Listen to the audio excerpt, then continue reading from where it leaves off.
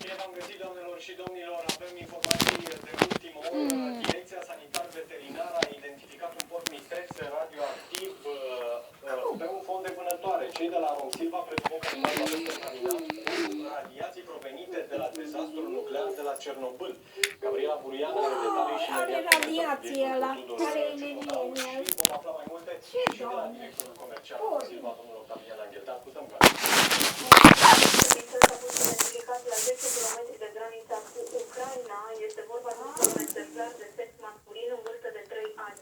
În urma analizelor a reieșit că acesta este contaminat cu izotop de cesiu 137 și 134, fiind depășit nivelul maxim admis.